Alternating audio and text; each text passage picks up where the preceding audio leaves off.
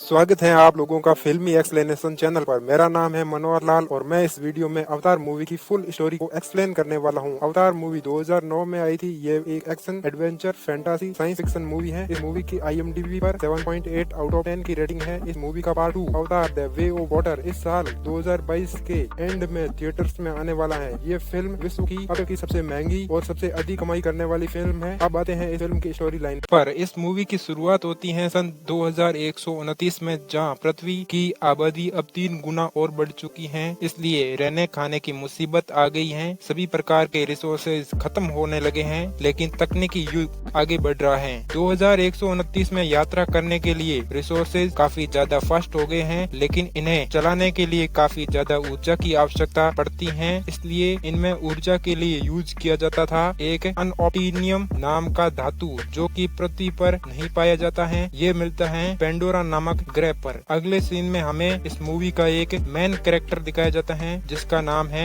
Jack सुली, जो कि अपने पैरों से विकलांग है। लेकिन वो पहले ऐसा नहीं था। जैक सुली पहले नौसेना का सैनिक हुआ करता था। जैक सुली का एक जुड़वा भाई भी था, जिसका नाम था टॉम सुली। टॉम सुली एक वैज्ञानिक था, जो कि एक कंपनी RDA यानी कि रिसोर्स डेवलपमेंट एडमिनिस्ट्रेशन नाम की कंपनी में काम किया करता था। असल में ये कंपनी दूसरे प्लेनेट पर जाकर अनऑप्टिनियम नामक धातु को पृथ्वी पर लाकर ऊर्जा के सोर्स के रूप में काम में लिया करती हैं। लेकिन एक दिन कुछ गुंडों ने कुछ पैसों के लिए टॉमी का कत्ल कर दिया था, जिस कारण से कंपनी को काफी नुकसान भी हुआ, क्योंकि टॉम पर कंपनी के काफी सारे पैसे लगे हुए थे। तब कंपनी के कुछ लोगों को लगा कि अगर टॉम के भाई जैक सुली को इस मिशन में शामिल कर लें तो हमारा पैसा वसूल हो सकता है। इसके बाद कंपनी के लोग जैक सुली के पास जाते हैं और कहते हैं कि आपके भाई को कुछ लोगों ने जान से मार दिया है, लेकिन उस पर हमारी कंपनी RDA का काफी ज्यादा पैसा लगा था। अगर तुम चाहो तो उसकी जगह आ सकते हो, क्योंकि तुम्हारे हुलिये से लेकर DNA तक तुम्हारे भाई से मेल खाता है, जो कि हमारे लिए एक अपॉर्चुनिटी है। अगर तुम हमारे साथ काम करते हो तो तुम्हें बहुत सारा कैश मिलेगा, जिससे तुम एक अच्छी लाइफ जी सकते हो। और इस बात से जैक सुली एग्री कर लेता है। कहानी का अगला सीन 5 साल 9 महीने और 22 दिन आगे का दिखाया जाता है। ये पूरा समय एक क्रायोयान मशीन में बिताया जाता है। इस सफर में जैक सुली और उसके साथ बहुत सारे सैनिक होते हैं। क्रायोयान मशीन में ये लोग हाइबर स्लिप में होते थे, यानी कि इन 6 सालों में इन लोगों के शरीर पर कुछ भी उम्र का असर नहीं पड़ता है। ये लोग जिस एज में पृथ्वी से रवाना होते हैं, ये सेम उसी एज में वहाँ पर पहुँचते हैं। जैक सुली समेत सारे सोल्जर केवल पैसों के लिए अपनी जान को दांव पर लगाकर पेंडोरा ग्रह पर जाते हैं। इसके बाद इन लोगों को सीनियर सोल्जर इन्हें बताते हैं कि पेंडोरा ग्रह की हवाएं जहरीले हैं, आप सभी अपने अपने ऑक्सीजन मास्क पहन लो। अगर आपने मास्क नहीं पहना तो 4 मिनट में मर जाओगे। इसके बाद फाइनली जैक और वे सारे सोल्जर पेंडोरा ग्रह पर पहुंच जाते हैं तथा इंडक्शन रूम में इकट्ठा होते हैं, जहां पर इस मूवी का ऑपोजिट कैरेक्टर कोरोनल कवरेज इन लोगों को इंस्ट्रक्शन देते हुए कहता है कि अब आप पेंडोरा पर हो। यहाँ पर दौरा करने के बाद आप लोगों को लगेगा कि आप नरक में हो। यहाँ के सारे जीव जो रेंगते हो, उड़ते हो, चलते हो, तुमको मारने के लिए तैयार हैं। यहाँ पर रहने वाले इंसान जैसे लोगों को नावी कहते हैं, और इनके जहरीले टॉक्सिन में डूबे हुए तीर 1 सेकंड में तुम्हारे दिल की धड़कन को रोक सकते हैं। तुम्हारी हिफाजत करना मेरी जिम्मेदारी है, लेकिन मैं सबको बचा नहीं पाऊंगा। अगर आप जिंदा रहना चाहते हो तो अपनी हिम्मत को बुलंद करना होगा। इसके बाद जैक की मुलाकात नॉर्म से होती है। नॉर्म साइंटिस्ट हैं जो पहले टॉम के साथ काम कर चुका है। नॉर्म का ये काम होता है कि ये अवतार बनकर पेंडोरा के लोगों के साथ घुल मिल जाता है। असल में नाविकों तथा इंसानों के DNA को मिलाकर अवतार जैसे क्रिएचर को बनाया जाता है। अवतार को पृथ्वी से ही बनाकर पेंडोरा तक लाया जाता है। इस प्रोसेस में काफी खर्चा भी होता है। यही मुख्य कारण था कि जैक सुली को टॉम सुली की जगह रिप्लेस किया गया, क्योंकि इसका DNA अपने भाई के साथ काफी ज्यादा मैच करता है। इसके बाद जैक की मुलाकात उन सभी साइंटिस्ट के लीडर से होती है, जिसका नाम ग्रीस ऑगस्टीन होता है। असल में ये ग्रीस ऑगस्टीन काफी समय से नावियों के साथ रहती थी, क्योंकि उन्हें अपनी भाषा सिखाती और पढ़ाती थी, और ये लोग उनकी भाषा भी सीखते हैं। ग्रीस अपनी टीम में जब जैक को देखती हैं तो काफी गुस्सा हो जाती हैं, क्योंकि उसे एक वैज्ञानिक की जरूरत है, न कि नौसैनिक की। और जब इसे ये पता चलता है कि ये एक अपाहिज हैं और इसको ये भी पता नहीं है कि पेंडोरा पर कैसे जीवन यापन करना है, तो वो नाराज होकर इस पूरे मिशन के हेड यानी कि पार्कर के पास जाती हैं और उससे कहती हैं कि आखिर तुमने इस अपाहिज को मिशन में क्यों शामिल किया है, और तो और ये तो कोई साइंटिस्ट भी नहीं है। इसके बाद पार्कर बताता है कि इस मिशन में अब तक काफी खर्चा हो चुका है और हमारा मेन काम इस अनऑप्टिनियम नामक पत्थर को निकालना है। उस पत्थर को दिखाते हुए पार्कर कहता है कि 1 किलोग्राम अनऑप्टिनियम 100 करोड़ रुपए के बराबर है और इस ऑपरेशन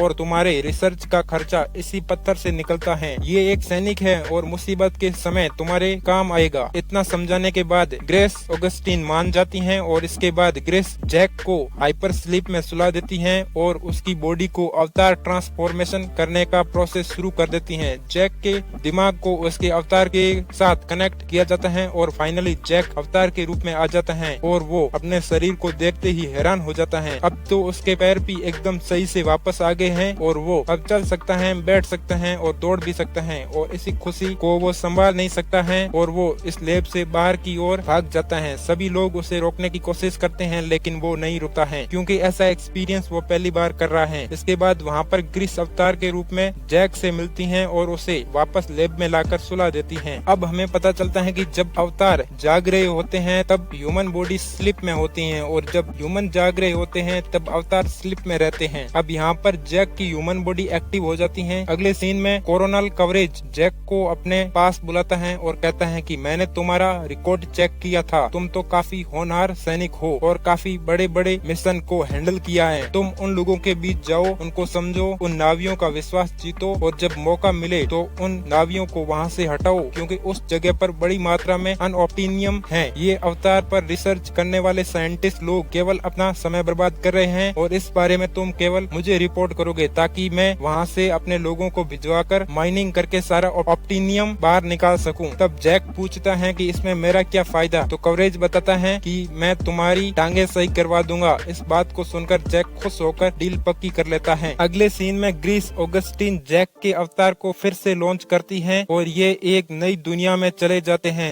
जैक को पेंडोरा की दुनिया बहुत ही अच्छी लगती है जो कि चारों तरफ से हरी भरी है। फिर इनका हेलीकॉप्टर जमीन पर लैंड होता है। असल में ये लोग अवतार बनकर कुछ जमीनी नमूने लेने आए होते हैं। इनके साथ ऑगस्टीन भी होती है। वो कहती है कि हम यहाँ पता करने आए हैं कि आखिर ये पेड़ आपस में एक दूसरे से इतना जल्दी लिंक कैसे करते हैं और ये लोग रिसर्च करने लग जाते हैं। तब जैक एक सुंदर से पौधे के पास जाता है और उसे जैसे ही छूता है वो पौधा एकदम से क्लोज हो जाता है। इसके बाद वो आसपास के और पौधों को टच करता है तो वहाँ के सारे पौधे क्लोज हो जाते हैं। इसके बाद अचानक से उसके सामने पेंडोरा का गेंडा आ जाता है। तब ग्रीस ऑगस्टीन कहती है कि गोली मत चलाना, उसकी चमड़ी मोटी है, उसे कुछ भी फर्क नहीं पड़ेगा, इससे वो और आक्रामक होगा। गेंडा धीरे धीरे पास आता है लेकिन कुछ कदम चलने के बाद वो वापस पीछे की ओर खिसकने लगता है। तब जैक कंफ्यूज हो जाता है। असल में वहाँ पर एक और क्रिएचर पेंडोरा का चीता आ जाता है जो उससे भी काफी खतरनाक होता है। तब जैक ऑगस्टीन से पूछता है कि अब क्या करूं, तो ऑगस्टीन बताती हैं कि जितना जल्दी हो सके उतना जल्दी भागो।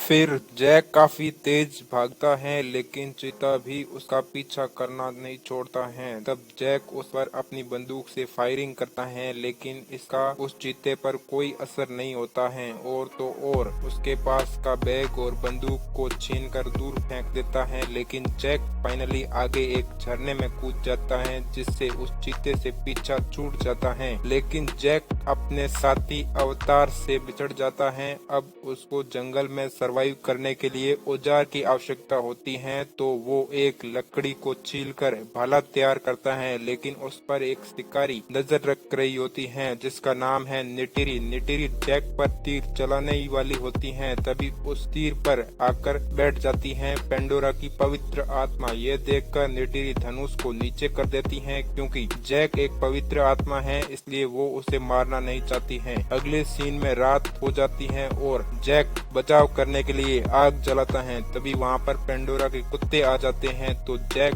आग से उन कुत्तों से बचाव करता है लेकिन कुत्ते काफी खतरनाक और ज्यादा संख्या में आ जाते हैं और कुत्ते जैक पर अटैक करने लग जाते हैं। तभी वहाँ पर निटेरी आ जाती है और वो अपने तीर से कुत्तों को मारती है। जैक और निटेरी दोनों मिलकर कुत्तों से बचाव कर ही लेते हैं लेकिन एक कुत्ता तीर के घाव से जूझ रहा होता है। तब निटेरी उसके दर्द से छुटकारा दिलाने के लिए उसे मार देती है और कहती है भगवान भगवान इसकी आत्मा को शांति दे। फिर उस निटिरी को अपनी जान बचाने के लिए शुक्रिया अदा करता है, लेकिन निटिरी उस पर गुस्सा हो जाती है और बोलती है, इस बेजुबान जानवरों की जान तुम्हारी वजह से गई है, तुम बेवकूफ हो, बच्चों जैसे हो, इतने शोर नहीं मचाना था।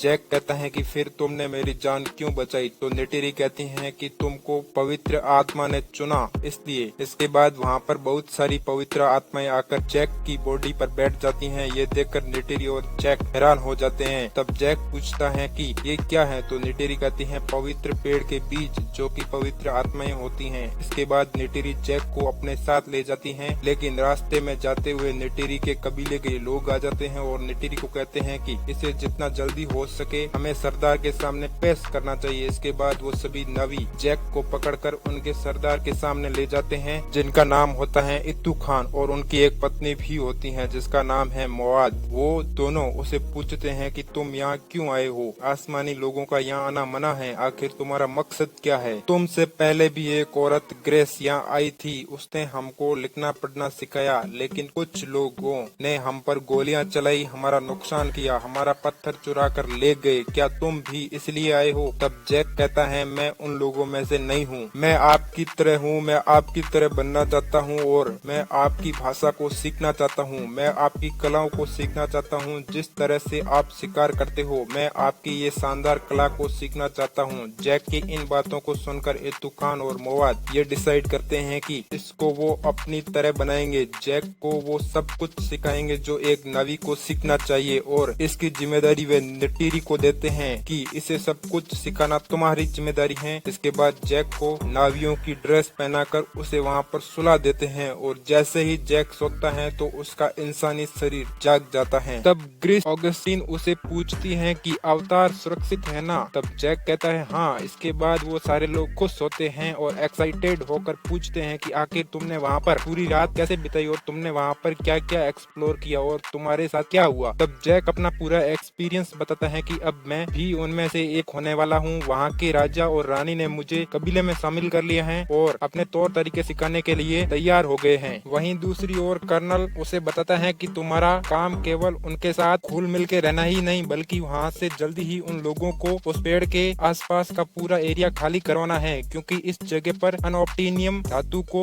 माइनिंग करके जल्द निकाला जाएगा। तुम्हारे पास अब 3 महीने का समय है। अगर उन लोगों ने तुम्हारी बात नहीं मानी तो हम अपनी बंदूकों और बुलडोजर का यूज करेंगे। तब जैक कहता है कि अब मैं भी उनकी फैमिली का हिस्सा बन गया हूँ और धीरे धीरे उनका विश्वास जीत लूंगा और एक समय ऐसा आएगा जब वो सब लोग मेरी बात मान लगे। आपको मैं बंदूकों को यूज करने का मौका नहीं दूंगा। इसके बाद जैक के अवतार को फिर से लॉन्च किया जाता है और उसका अवतार एक्टिव हो जाता है। जैक अब हर रोज उनके साथ मिलकर नई नई चीजें सीखता है, किस तरीके से शिकार किया जाता है, किस तरीके से वहाँ के पेड़ों पर झूला जाता है, किस तरीके से बातें की जाती हैं। धीरे धीरे उसकी टांगे मजबूत होने लगती हैं। फिर निटिरी उसे घुड़सवारी करने के लिए लेकर जाती हैं और कहती हैं कि एक नावी बनने के लिए घुड़सवारी सीखना बहुत जरूरी है। तुम्हें इस घोड़े पर बैठकर अपनी चोटी को उसकी चोटी के साथ मिला देना है। इस बंधन से तुम्हारे मन अब एक हो जाएंगे। ये सुनकर जैक अब घोड़े की सवारी करता है, लेकिन वो नीचे गिर जाता है। कबीले के सभी लोग उस पर हंसने लगते हैं। निटिरी कहती है तुमसे नहीं होगा। इसके बाद बारी आती है एक परीक्षा की। नावियों को उड़ने के लिए एक इकरान चुनना होता है ताकि उसकी सवारी करके आसमान में उड़ सकें। इकरान एक उड़ने वाला ड्रैगन होता है। एक नावी अपनी जिंदगी में सिर्फ एक इकरान चुन सकता है और वो इकरान भी तभी चुना जाएगा जब उन दोनों के मन एक दूसरे को चुनेंगे। तब जैक निटिरी से पूछता है कि मुझे कैसे पता चलेगा कि उसने मुझे चुना है? तब वो बताती है कि वो इकरान जो तुम्हें चुनेगा वो तुम्हें मारना चाहेगा। इसके बाद जैक एक इकरान को चुनता है जो जैक को मारने की कोशिश करता है और तब जैक समझ जाता है कि मेरा इकरान यही है जिसने मुझे चुना है। इसके बाद जैक अपनी पूरी कोशिश करता है उस पर बैठकर अपनी चोटी को उसकी चोटी से जोड़ने की। काफी मशक्कत के बाद वो फाइनली अपनी चोटी को उसकी चोटी के साथ मिला देता है। तब निटिरी कहती है कि तुम्हें अपना रिश्ता ताकतवर बनाने के लिए पहली उड़ान भरनी होगी। इसके बाद वो एक साथ उड़ान भरते हैं और इस मूवी का ये सीन नेक्स्ट लेवल का होता है। जैक को उड़ते हुए काफी आनंद आ रहा है और वो इस नजारे का लुत्फ उठाता है। एक दिन जब वो इकरान पर उड़ान भरता है तो उसके पीछे सबसे खतरनाक इकरान पड़ जाता है जिसका नाम तुरुक माकतू होता है। ये इकरान उसको मारने की पूरी कोशिश करता है, लेकिन जैक अपना सैन्य दिमाग लगाता है और वो घने जंगल में उड़ता है और संकरे पेड़ों की झाड़ियों से निकलता है तो वो तोरुक वहाँ से निकल नहीं पाता है। तब तक वो जैक अपने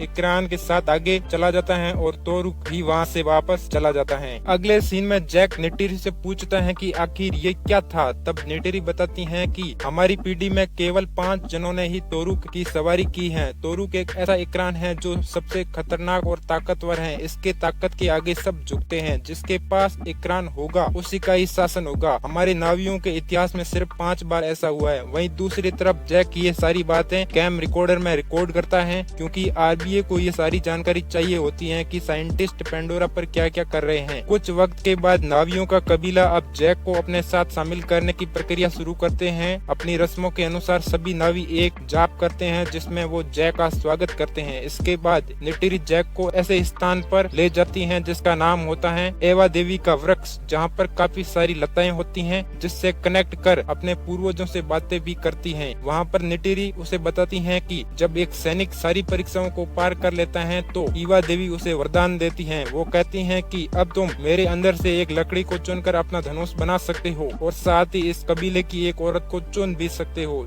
ये तुम पर निर्भर करता है कि तुम किसे चुनना चाहोगे। तब जैक कहता है कि मैंने तो उसे पहले ही चुन दिया है। इसके बाद नेटेरी और जैक के बीच में एक इंटीमेट सीन होता है, लेकिन इन सब बातों में जैक भूल ही जाता है कि उसके 3 महीने का समय पूरा हो गया है। और जब अगले दिन नेटेरी की नींद खुलती है तो पता चलता है कि कर्नल करेज के सोल्जर ने उन पर अटैक कर दिया है। करेज अपनी बड़ी बड़ी मशीनों और बुलडोजर से वहाँ के पेड़ों को हटाने लगते हैं, लेकिन जैक ऐसा नहीं चाहता था और जैक उनका सामना करता है और वो उनकी मशीन पर चढ़कर कैमरों को तोड़ देता है। और ये सीन करेज भी देखता है कि अब जैक हमारे खिलाफ हो गया है, इसलिए वो जैक को उसके हाइपर स्लीप से निकाल देता है और वहाँ के कुल वृक्षों पर बड़ी बड़ी मशीनों से हमला करवाता है, जिसकी वजह से वहाँ के पूरे वृक्ष जमीन पर गिर जाते हैं। पूरे जंगल में आग लग जाती है और नावी अपने घरों से बेघर हो जाते हैं। बहुत सारे नावियों की जानें भी जाती हैं। इस बात से ग्रेस और नॉर्म्स को भी काफी ज्यादा गुस्सा आता है, लेकिन कर्नल उन तीनों को, जैक, नॉर्म्स और ग्रेस को जेल में डाल देता है। लेकिन तभी उनकी मदद करने के लिए उनमें से एक लेडी सैनिक आती है जिसका नाम होता है ट्रूडी। वो वहाँ पर पहुंचकर उन सभी को जेल से निकाल देती हैं और कहती हैं कि अब हमारे पास बहुत ही कम समय है। हमें पेंडोरा के झूलते हुए पहाड़ों में से किसी एक पहाड़ पर लैब का सेटअप लगाना होगा, जहाँ पर उन सभी हाइपर स्लीप मशीनों को रखें ताकि आप दोनों ग्रेस और जैक जाकर उन लोगों की फिर से हेल्प कर सको, उनको विश्वास दिला सको और उनको बताओ कि यहाँ पर माइनिंग का काम शुरू होने वाला है, इसलिए आपको जल्दी से इस जगह को खाली करना होगा। अगर ऐसा नहीं हुआ तो काफी सारे नावी जान से मारे जाएंगे। जब तक उनके अवतार वहाँ पर पहुँचते तब तक काफी देर हो चुकी थी। उनका पूरा जंगल आग में धधक रहा था। वो सभी बेघर हो चुके थे। इस बात से पूरा अमेटिकाया गाँव के नावी उन दोनों पर काफी गुस्सा होते हैं। वो कहते हैं कि अगर तुम नहीं होते तो आज हमारा ये हाल नहीं होता। अगर तुम इंसानों के साथ नहीं मिले होते तो हमारे मासूम नावियों की बलि नहीं चढ़ती। तब जैक उनको विश्वास दिलाता है कि मैं आसमानी लोगों के साथ नहीं हूँ, आप लोगों के साथ हूँ। लेकिन तब शूते, जो नेटेरी का पति होने वाला होता है, वो उस पर गुस्सा होता है। वो उससे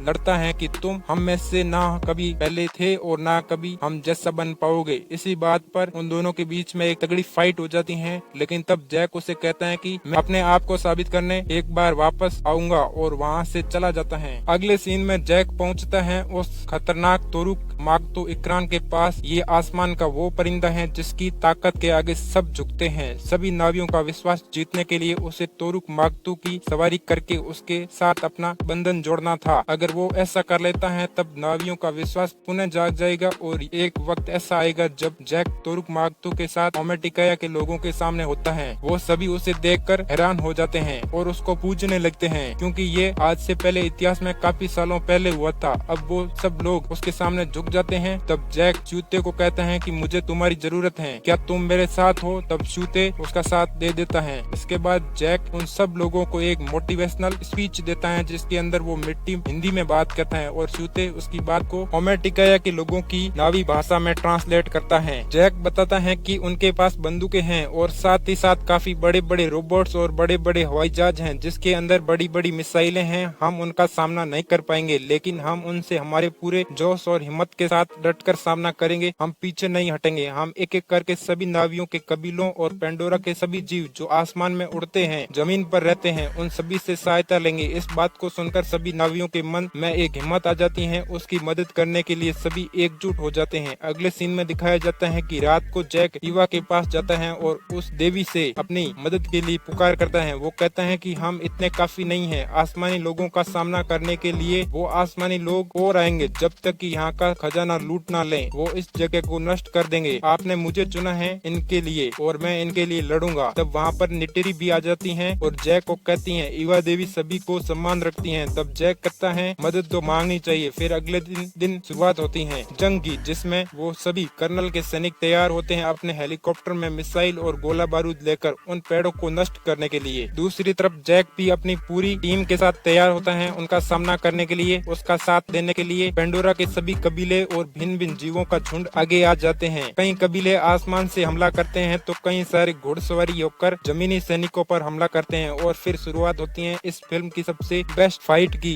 जहाँ पर दोनों ही टीम आपस में एक दूसरे के ऊपर हावी होने की कोशिश करती हैं। नावियों के बड़े बड़े इकरान सैनिकों के हवाई जहाजों पर हेवी होते हैं, वो एक एक करके उसके सभी हवाई जहाजों को तोड़ने लगते हैं। वहीं दूसरी ओर वो सभी सैनिक उन सभी नावियों पर हवाई हमला करते हैं। घुड़सवारों और इकरान पर सवार नावियों के पास केवल भाले और तीर होते हैं, इसलिए वो गोलियों और मिसाइलों का सामना नहीं कर पाते हैं और वे नावी और इकरान एक एक करके मारे जाते हैं। तभी वहाँ पर पहुँच जाते हैं पेंडोरा के गैंडे, जिन पर गोलियों का कोई असर नहीं होता है और उनके सामने आए सभी सैनिकों और रोबोट को मार गिराते हैं। तभी ये देखकर नेटेरी को लगता है कि ईवा देवी ने जैक की बात सुन ली। ईवा माँ ने उन सभी को उनकी मदद के लिए बुला लिया जो किसी भी तरह से मदद कर सकते हैं। ऐसा करते करते हर एक सैनिक उनके रास्ते से हट जाता है। आखिरकार नावी वो जंग जीत जाते हैं। मगर दूसरी तरफ कर्नल करेज ऐसा नहीं चाहता था, वो चाहता था जैक से बदला लेना, क्योंकि जैक ने उसके मिशन में कोई मदद नहीं की थी। वो अपने रोबोटिक आर्म से नेटेरी और जैक पर हमला करता है। वहीं जैक भी उसका जमकर सामना करता है और अपने भाले से उसका हेलमेट भी तोड़ता है ताकि वो सांस नहीं ले पाए। तभी नेटेरी करेज पर तीर से हमला कर देती है और उसे खत्म कर देती है। मगर दूसरी ओर जैक भी घायल हो जाता है, क्योंकि जैक की हाइपर स्लीप को रोकने के लिए कर्नल ने अलार्म बजा दिया और उस मशीन को बंद कर दिया था। इस बात को नेटेरी समझती है और उस बेस कैंप में पहुंचकर जैक की ह्यूमन बॉडी को वहां से निकालकर मास्क पहनाती है, जिससे कि जैक की जान बच जाती है। और इसी के साथ एक अच्छी एंडिंग होती है, जहां पर सभी नावियों की जान बच जाती है और अब इंसान भी उनका पीछा छोड़कर वापस धरती पर जाने लगते हैं। सभी पेंडोरा वासी को